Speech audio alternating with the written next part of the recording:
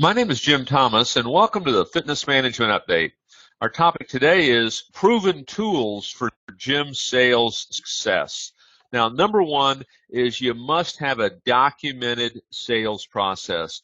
And this is something that, has to be written down, it has to be simple, it has to be easy to follow, and it has to do with, how you handle your telephone inquiries, how you handle lead acquisition, what's the process for getting that person enrolled once they enter your club, how you're going to, disposition that guest, your process for referrals, your process for proper follow-up. So have a documented, sales process.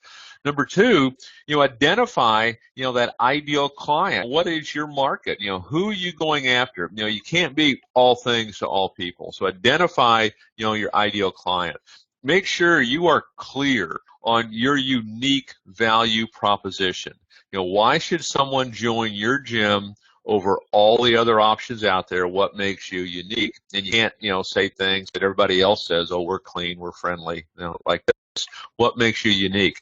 Next, make sure you know what your elevator pitch is. In other words, you bump into somebody, you're at a meeting, you've got 20 seconds, you've got 30 seconds to say who you are and what you do. Can you succinctly do this? Practice that elevator pitch. Make sure you can get that information out quickly and effectively. Next, you want to become good at objection deflection skills. You're going to get objections. You're going to get objections, complaints, however you want to define these, for people that maybe don't want to set appointments or are objecting about joining, things of this nature.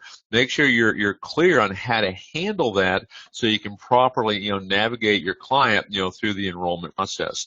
Make sure you have all your competitive information. You want to know what your competition's up to, know what they're doing. This just gives you an additional competitive edge to make sure that you're finding your niche in the market that's going to help you, sign up and sell more potential members. Make sure you're using, a needs analysis. Make sure you know the proper needs analysis questions to ask. You want to make sure that you're finding out what we refer to as that super objective, that powerful why. Because what you want to remember is when selling your clients, what they want is answers to their problems. They want solutions. So make sure you've got good needs analysis questions.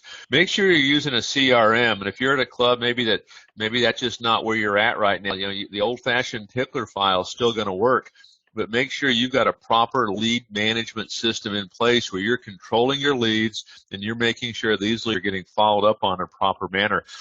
We talk to many clubs that literally do not capture contact information on their leads. They have really no one to follow up with because they're not using that CRM, they're not using that tickler file. So make sure you get that in place. Next is, pre-planning for meetings. You should have a sales meeting every single day. Every single day you're having a sales meeting. At some level, you're doing some kind of sales training every single day. Plan for this. Don't just do it on a whim. Plan on what needs to be discussed. Address things where maybe you're getting off course a little bit. And then finally, the steps to the close. Because, people confuse, selling with closing.